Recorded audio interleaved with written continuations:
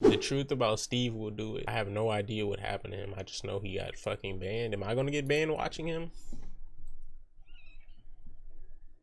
No. Steve Will Do It gave away over $1 million in cash, 32 cars, 52 watches, and 3 houses before having his channel permanently deleted by YouTube. His Mr. Beast level generosity earned him 1 million subscribers in his first month making content, one of the fastest growing YouTube channels in history. But Steve is nothing like Mr. Beast, and YouTube executives are not fond of his business practices. From drinking challenges and illegal substance challenges to meetings with Donald Trump and promoting offshore gambling casinos, YouTube wanted him off their platform forever. But the reason they did it is so small it's almost unbelievable, leading us to realize that Steve's story is a scary warning sign for all creators. Steven Delenardis has always been the guy who will do what it takes to get your attention. His first YouTube channel started in 2012 shows him attempting the cinnamon challenge in his friend's backyard. Stupid shit. Mr. Beast was counting, saying the same thing a million times. This nigga's doing bodily harm. 1 year later, he randomly met one of his YouTube idols, Shoe Nice, and challenged him to a burger eating contest. I heard the nigga name. Steve was constantly testing his body's limits. After dabbling in bodybuilding competitions in high school, meeting his girlfriend, and going through the typical teenage party phase, he was desperate to make something of his life. At one point, I was like, enough is enough. Like, I just wanted to do, I wanted to do something with my life. Be something. That's when I started making Instagram videos again. In April of 2017, the infamous Steve Will Do It Instagram account was created. His friend Alyssa Wilson actually made the account for him and even came up with the alias Steve Will Do It. And he would truly live up to his name. From downing bottles of hot sauce with no hands to eating chewing tobacco on tortilla chips, Steve was punishing himself for other people's entertainment. But 2 months after starting his new career, he was arrested in Florida at the age of 18, charged with possession of marijuana, possession or use of drug equipment, and knowingly driving while license suspended. He disappeared from Instagram. Then a few months later, Steve was arrested again at the age of 19 years old, this time for possession of marijuana with intent to sell, possession of drug equipment, and resisting arrest. He was now on probation and his life was spiraling down. Steve Will Do It is making a comeback. Can people request things for me to do? Anything but liquor. Eager to get his life back on track, he remained consistent with his crazy challenge videos, even though they were only being posted to a few hundred followers. But one of those followers was about to change his life. Steve, the story with him, I think my boy Matt, who ran the Full Send IG. Okay.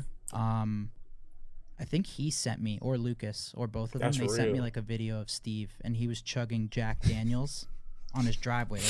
Like a full, disgusting. I think it was like a 2-6. Yeah. It's disgusting. Like, what? Yeah. Like I saw that, and he's just on his driveway, and he just pounds the whole 2-6, and I was like, fit too well. I've never seen that in my fucking life. Kyle Forgard was one half of the YouTube channel Nelk, which in 2018 was already over 1 million subscribers. Not only were they known for being viral pranksters, their brand and slogan, Full Send, was based around the idea of being reckless, heavy drinking, partying, and living a fast-paced lifestyle. So when Kyle discovered Steve, he knew he would fit right in with the Nelk boys. Just a few months after their first DM exchange, in late 2018, Steve made his first appearance on the Nelk channel in a video called Drinking and Lectures Prank. And we want to introduce you to one of our boys, Steve Will Do It. What's good, baby? What's up, man? Nelk fans immediately latched onto Steve. They loved his genuine smile and willingness to do anything. He started to play a larger role with each video he appeared in, helping Nelk create more viral videos like We Completely Ruined a Wine Tour in Italy that has close to 10 million views to date, where Steve infamously slammed a bottle of wine and dove across a table, shattering every glass along the way. In under 1 year, Steve Will Do It gained 1 million followers on Instagram, making underage drinking videos on probation. At this point, he was too popular to just be a side character on the Nelk Boys channel. Listen up and get ready.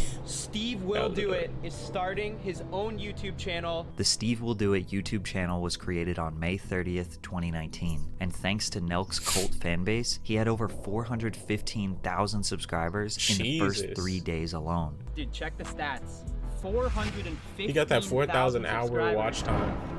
days, bro. That's in one insane. And his first video went #1 trending on YouTube. Unlike the typical Nelk vlogs and prank videos, he would kick off his channel the same way he started his Instagram page back in 2017, with extreme and potentially dangerous drinking and eating challenges. I ate 4,500 milligrams of THC edibles, attempting to eat 30 burgers at In-N-Out, the world's biggest joint challenge. In 1 month, SteveWillDoIt hit 1 million subscribers on YouTube, making him one of the fastest growing channels in YouTube history. But Steve's content was far from the advertiser-friendly videos that YouTube wanted on their platform, making him an easy target for demonetization and strikes from the very start. In fact, it wouldn't take long at all for his videos to start being taken down. They don't let me post what I want. Like I posted a video of me drinking beer and it got 2.5 million views like that. No shit. Very quickly. And then I posted a video of me drinking a bunch of wine, and then they deleted that video and my beer video. Even with the extreme success his channel experienced early on, it didn't make sense for Steve to continue uploading videos just for them to get removed a few days later. He needed to adapt, but he had a plan, and in 2020, we would be introduced to the new SteveWillDoIt.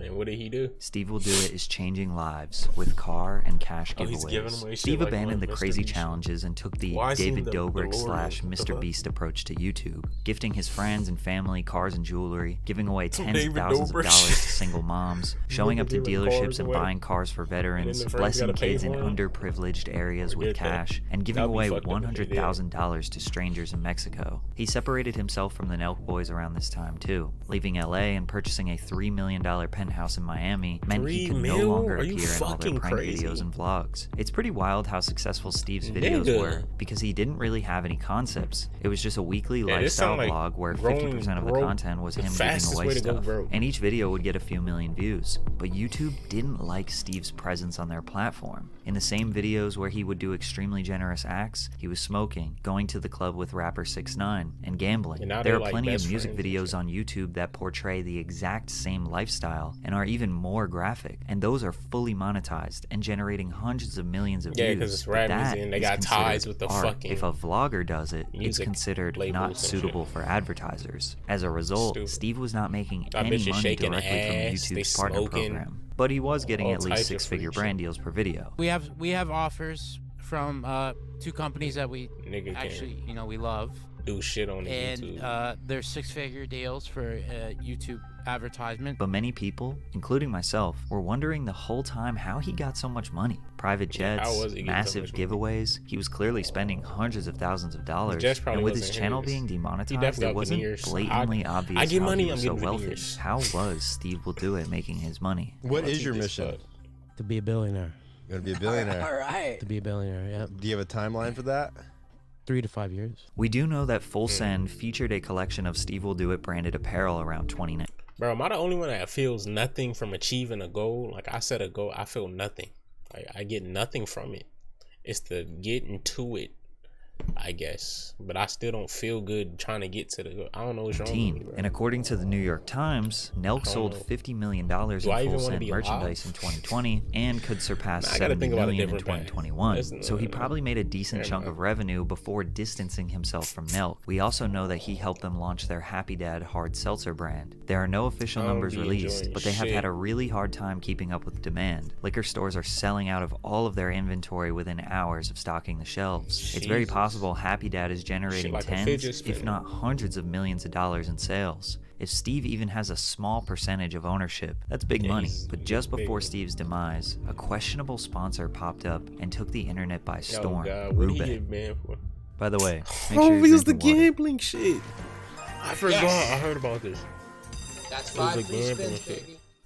In 2021, Steve turned addiction into one of his biggest sources of income, thanks to a sponsorship with the offshore crypto casino, Rubet. Alongside the likes of Aiden Ross, FaZe Banks, Rice Gum, and the rest of the Nelk boys, Steve was now flying out to Mexico, since it was illegal in the United States, to gamble on the website and stream it for his millions of fans. Winning and losing up to hundreds of thousands of dollars in each session, it was hard for viewers to look away. This only increased the popularity of Rubet, who paid Steve big-time money. After accidentally pulling up like train wrecks, that nigga was getting, bro, I don't know what Aiden was getting paid. If Train was getting like hundreds of, bro, that nigga was being like hundreds of millions or some shit. I don't know. He got so much money from doing that shit. I don't know. These niggas are crazy. What did Aiden get? Conversation with another crypto casino on his stream, Aiden Ross leaked that they were making more than $1.4 million a month from Roobet. 1.4 million. Jeez. Plus, these influencers were profiting off referral codes. The more viewers they got to sign up, gamble, and lose money on the site, the more money they made. Steve allegedly wasn't even gambling with his own money at the time either, instead using a fake currency provided by Roobet. If I started like putting my own money in this, I feel like I'm feeling if I just filled myself with... I think Train got his shit from crypto, putting shit in crypto. He had a lot of crypto. A lot. 4,000, like, it's right? not just the state shit. He was getting millions a month for. Like I feel like I could. He said it on stream. But also it could exactly be dangerous. But I see it as there's no point in putting my body or your mind through that type of stress. I don't need it. Yeah, definitely don't need that, bro. Steve basically admitted here that he's not using his own money, and he could never imagine himself doing that. That's the problem. If you niggas just gambled with your own fucking bread, you could do this shit, right? But you made this shit weird where you're promoting it to niggas to use their money, but you're using money they give to you to gamble. How does this work? You're selling these niggas So with no risk, Steve was driving young fans risk. towards one of the most addictive vices on earth, making potentially millions of dollars a month in the process. However, he was using this same sponsorship money to give back to people in need. Niggas this was an off ethical dilemma to that would shit set the crazy internet on fire, higher especially after CoffeeZilla and Some Addicted, Ordinary Gamers released a 5-part series exposing Steve and Roobet, ending with Steve getting on the phone with CoffeeZilla and admitting that he has a gambling problem, and that gambling problem is not good. And then you're making the majority of your money from getting other people to gamble while you yourself don't really want to do it anymore. Like, isn't that kind of at like least he's your fucking a problem? Money, It's definitely it could be a problem. The only reason I care is because you're not. But just like most money, internet bro. controversy, It's this blew over relatively quick. And in 2022, Steve and many others were back online gambling with a new crypto casino, Stake. That's a With megastars like Drake partnered with the company, Stake quickly became one of the biggest crypto casinos in the world, opening the door for influencers who caught heat from the Roobet scandal. At this point in 2022, the SteveWillDoIt YouTube channel was doing better than ever. He was just shy of 5 million subscribers, the giveaways and vlogs kept getting bigger, and Steve was now sponsored by Stake, making a killing. His second channel was also doing well. After streaming himself gambling on Twitch, Steve would post clips of his streams to his second channel, which is completely allowed and nothing out of the norm. However, there is one unbelievably small thing with these gambling clips that YouTube takes very seriously: the URL. According to what YouTube told Steve, www.stake.com must be blurred out or not visible in the videos under any circumstances. You're allowed to say that you're playing on Stake, show yourself gambling on the website, but the viewers should not be able to see the actual URL. Unfortunately for Steve, this one ridiculously small rule would cause everything he built to fall apart. After his editor forgot to blur the Stake URL, his gambling channel was deleted. Steve created a new second channel and promoted it in one of his main channel vlogs. But before he did that, he checked in with a YouTube rep who told him, "You should be fine if the Google AdSense account on your main channel isn't associated with your second channel. Because if you don't know, you could have theoretically hundreds of YouTube channels that all just get paid out to the same account." According to Steve, he had a totally separate AdSense account that he claims he didn't even own, or he didn't have the password to. But at the end of the day, that didn't matter. On August 1st, 2022, Steve would get the call from YouTube letting him know that his SteveWillDoIt channel was permanently deleted. Usually YouTube requires 3 strikes for a channel to be wiped off the platform for good, but Steve didn't even have one. His main channel was in perfect standing when this all went down, causing many to speculate that this was a targeted ban, and maybe YouTube was waiting for any reason to take Steve off their platform. Never gave me a call or let me know. They called me the day of deletion, and it was a girl eating tobacco with tortilla chips. She seemed pretty stoked I was getting deleted, and I was like the set stoked. Yeah, she seemed happy, and I was with me and my editor, and we're like, bro, like she's happy. Yeah. like she like you're giving someone like the worst news possible, and you're doing it in a way to where it's like you're happy. It was kind of just fucked up and. So this YouTube employee, seeming excited, confirms his suspicion that it was a targeted ban, because at first the only information that he got was that he had, quote, repeated violations of the community guidelines, but that's extremely vague. When the news hit, fans, friends, celebrities, They were all shocked and confused. If this happened when he was slamming alcohol and taking substances on camera, that would have made sense. But when he switched up his content, giving away hundreds of thousands of dollars to people, what happened? Well, Steve finally opened up about it many months later. Yeah, I post gambling clips on my second channel, which you're allowed of hitting big. You're allowed to show yourself playing. You're fucking hitting big, and then you're not using your own money. Then you're clipping, and then you're showing it. Then they think they're gonna hit big.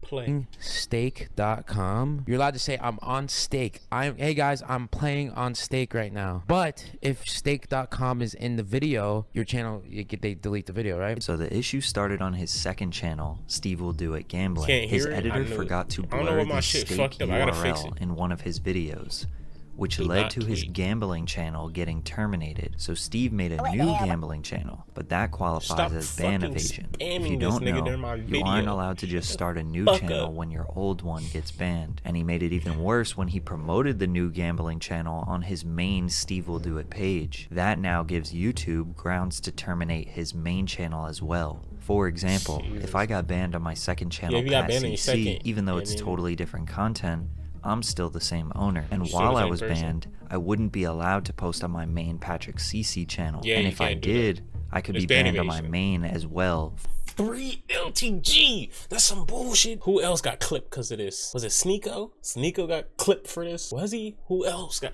Bro, how many niggas get clipped from this? For ban evasion. Steve thinks that YouTube finally got him in the perfect loophole to wipe his 5 million subscriber empire off the platform, because no other YouTuber was banned for gambling on stake.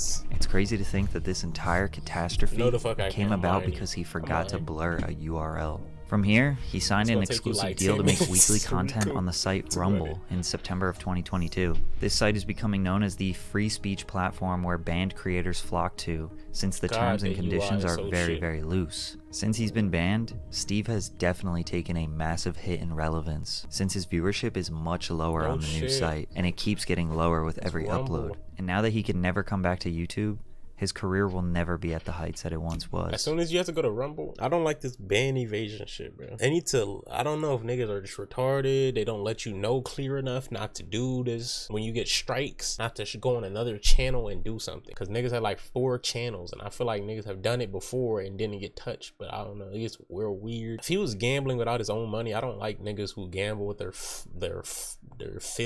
fillings from the companies and then show them off to people, and then those people use their money, then they addicted using their money, but you're not losing shit because you're getting paid and they're filling the money in, so you gamble with, so you're hitting big with it, but you're probably not getting the cut from that shit. They're probably getting a cut from your win. I don't know how that shit works. That shit is fraudery. I don't care. Shit's stupid. I don't know. I don't think he should be banned, but even if he didn't get banned or whatever, I don't know who Steve is. And you never will, because he's never coming back to YouTube.